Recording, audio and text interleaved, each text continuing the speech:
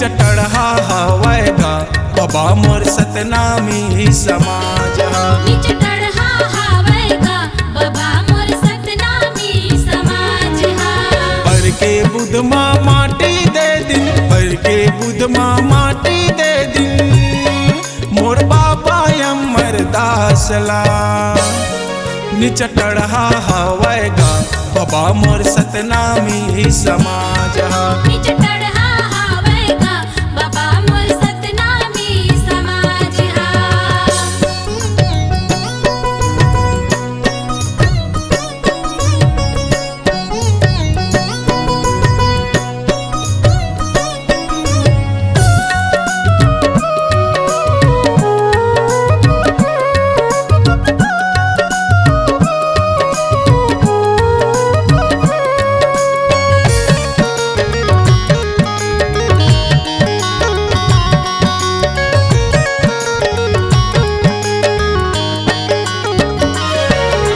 समाज हित के बात न जाने टेढ़ी बीड़ी छरियाए है। अपन पुरखाला छोड़ के संतो दूसरला अपन बनाए।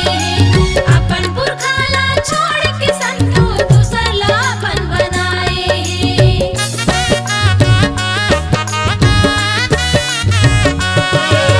समाज हित के बात न जाने टेढ़ी बीड़ी छरियाए है। अपन पुरखाला छोड़ के संतो दूसरला अपन बनाए। अपन पुरखाला छोड़ के संतो दूसरला अपन बनाए। कैसे एला समझावा बाबा, कैसे एला समझावा बाबा गजब नींद में भुलाए। आज समाज के मन सब अपन अपन में मस्त है, समाज के चिंता कोनो ला नहीं है। समाज कैसे आगू बढ़ी, समाज के मन ला बढ़िया शिक्षा, रोजगार, स्वरोजगार, बने स्वास्थ्य, ऐसे सब कैसे मिली, एक चिंता कोनो ला नहीं है। गुरु पुरखा मन यही सुमत के डहल ला धराए है और यही सुमत के डहल ला बताए है। और आज ये समाज वही गुरु पुरखा मन के बताए रद्दा उकर बानी ला भुला गए और गुरु पुरखा मन ला ही भुला गए और आज दूसर के गुणगान करत है और सतनाम के विचारधारा ला भटक के अपन नवा विचारधारा बना के और दूसर की विचारधारा में चलत है और यही विचारधारा में बट के अपने अपन लड़त है। आज विचार कर सन समाज हमन जे ऊर्जा ला अपने अपन लड़े में लगात है ओला सही जगह में मिल के लगावन और अपन गुरु पुरखा मन के बताए रहता में चलन और एकता सुनता के गाठी बांध के चलन। निचटढ़ा हवै गा बाबा मोर सतनामी समाज निचटढ़ा हवै गा बाबा मोर सतनामी समाज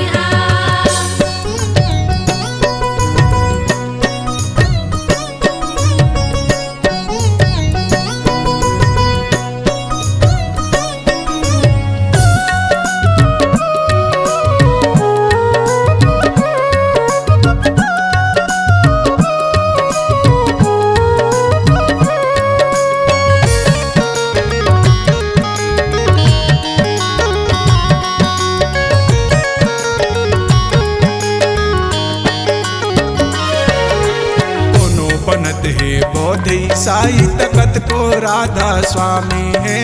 गुरु घासी की बानी भुला गे गुरु अमर की कुर्बानी।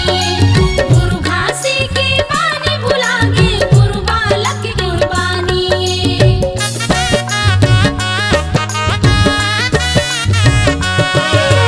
कोनो बनत है बौद्ध ईसाई तकत को राधा स्वामी है। गुरु घासी की बानी भुला गे गुरु अमर की कुर्बानी। गुरु घासी की बानी भुला गे गुरु बालक की कुर्बानी। सत्य धर्म अपनावा संतो, सत्य धर्म अपनावा संतो, सूर्यवंशी राम नामी मन। आज देखा था समाज है ये हीरा संसार नाम सत नाम ला छोड़ के कोनो ईसाई बनते, तब कोनो बौद्ध बनते, तब कोनो राधा स्वामी, तब कोनो रामपाल, ऐसन कई टुकड़ा, ऐसन कई विचारधारा में बटते। अपन सतनाम के विचार ला छोड़ के कौन जनी का कारण ये थे।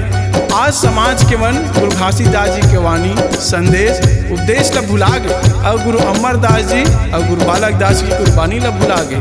एकल पहले भी हमार समाज हमर सतनाम धर्म ला तोड़े के कई टुकड़ा में बांटे।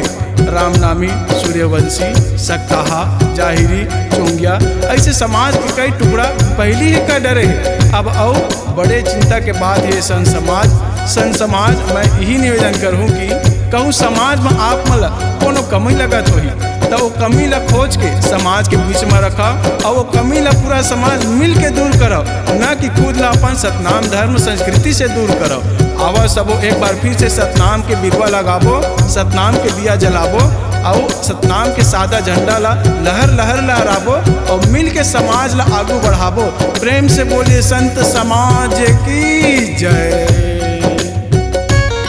नीचे टढ़ा हवैगा बाबा मोर सतनामी समाज हा। नीचे टढ़ा हवैगा बाबा मोर सतनामी समाज हा।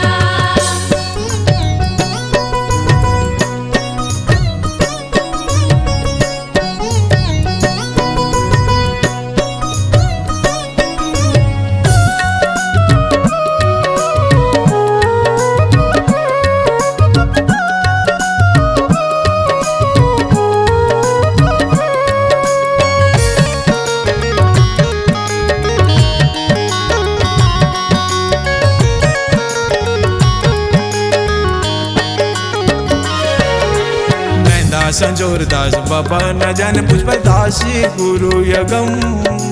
दूसर की लाजन जन ला बताए अपन मकरी शरम। दूसर की लाजन जन ला बताए अपन मकरी शरम।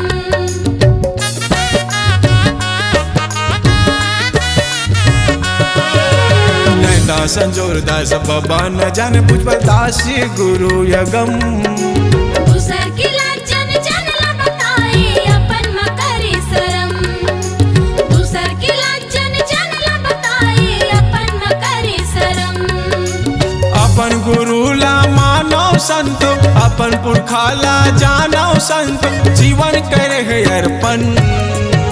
समाज के मनात जतका अपन पुरखा के बारे में नहीं जाने ओकर ले ज्यादा तो आज दूसर के न जानते। अच्छा बात है, सन समाज है, जानना भी चाहिए। फिर अपन बारे में काबर नहीं जानो, अपन पुरखा ला काबर नहीं बताओ। समाज के मला आज पूछबे रेशम लाल जांगड़े, नैन दास महिलांगे, मूलचंद जांगड़े, अंजोर दास भोसले कोने कह के त नहीं जाने। और दूसर के ला पूछबे तुम PhD करे बैठे हवे। सन समाज अपनो पुरखा ला जानो। गौ भक्त राजमन नैन दास महिलांगे, अंजोर दास भोसले जी जिकर मुखियाई में ढाबा डी करमंडी के बुचड़ खाना बंद हुई।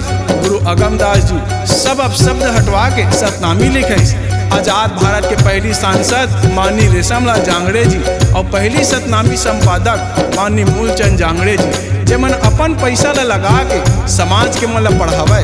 गुरु अस्करन दास जी और नैन दास कुर्रे जी जे तिलासी बाड़ा के नायक के, राजमंत्र रतिराम कौटिया आधार दास सोनवानी जी, डोला प्रथा अमरवीर भुजबल दास जी कतेक ला बताओ मैं हा बतावत बता थक जाऊँ। सन समाज फिर हमार पुरखा मन के इतिहास सिरावे नहीं और ये मन भारत के स्वतंत्रता सेनानी तक रही ने जानो। सन भाई हो ये मन ला जानो, अपन पुरखा ला जानो, अपन पुरखा ला मानो। नीचे टढ़ा हवैगा बाबा मोर सतनामी समाज हा। नीचे टढ़ा हवैगा बाबा मोर सतनामी समाज हा।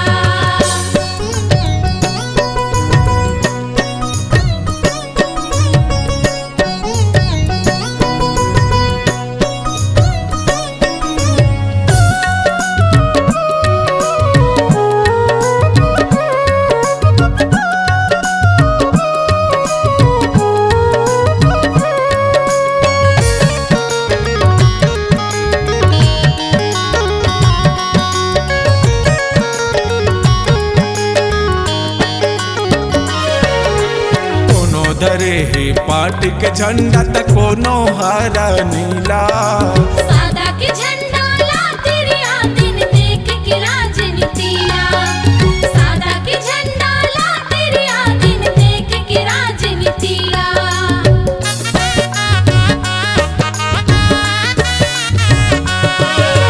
कोनो धरे हे पार्टी के झंडा त कोनो हरा नीला। सादा के झंडा ला तेरिया दिन देख के राजनीतिया। सादा के झंडा ला तेरिया दिन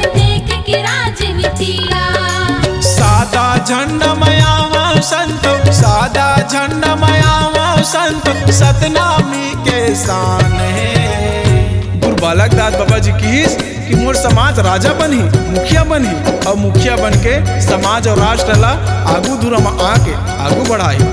आज समाज है देखथन त कोनो राजनीतिक पार्टी झंडा धरे तो कोनो रंग बिरंग के झंडा धरे, कोनो हरा तो कोनो नीला तो कोनो पीला, सब उठावा दे। अब हमार पुरखा की दिए हमार शान सादा झंडा ला भुला के एक साइड में रख दे हवा। समाज ये बात तक कबू जन बुलाहू कि आपन ओ गुरु पुरखा के वंशज आओ जे मन बंजर भुइया ला अपन खून पसीना ले सींच के हरियर करे हवा, गड्ढा खन के बंजर भुइया ले पानी पिए हवा। आज ओकर वंशज मन कैसे दूसर में बुलाए हो भाई। अपन ताकत और अपन पहचान ला जानो, अपन शक्ति संगठन ताकत बना के चलो। छत्तीसगढ़ में अपन राजनीति सत्ता तय करथो तो सोच विचार के चलाओ। अपन गुरु पुरखा के धराए सादा झंडा ला लेके चलाओ, जेमा गुरु घासीदास जी, गुरु अमरदास जी, गुरु बालक दास जी और गुरु माता माँ मुनि माता जी शांति और क्रांति दोनों ला करके दिखाए। अटल सतनामे बनेगा बाबा मोर सतनामी समाज। अटल सतनामे बनेगा बाबा मोर सतनामी समाज। अधूरा मिशन पूरा करही, अधूरा मिशन पूरा करही, चल के सत के मार्ग माँ। हे सतपुरुष पिता, हे गुरु घासीदास बाबा जी, ये मानव समाज ला सद ज्ञान दे, सद विचार दे, सद बुद्धि दे, जेकर ये समाज सब एकता सुनता के गांठी बांधा है, सब एक दूसरे में प्रेम से रहा है और सब मिल के समाज और राष्ट्र ला आगू बढ़ाए। सबो संत समाज मानव समाज से मोर यही विनती है कि सब सत्य के मार्ग में चलाओ, अपन भीतर के दुर्गुण ला छोड़ के सद्गुण ला ग्रहण करो, जेकर ले सब मानव में प्रेम, दया, करुणा, क्षमा, साहस, नया विचार जागी और सबो मिलजुल के रही और गुरु बाबा के अधूरा मिशन सतनाम मिशन का पूरा करो और जात के सतनामी के जगह में कर्म के अटल सतनामी बनाओ। खान पान, रहन सहन, बोली वचन, आचार व्यवहार सब न सुधार के चलाओ। प्रेम से बोले परम पूज्य गुरु घासीदास बाबा की जय। अटल सतनामे बनेगा बाबा मोर सतनामी समाज। अटल सतनामे बनेगा बाबा मोर सतनामी समाज।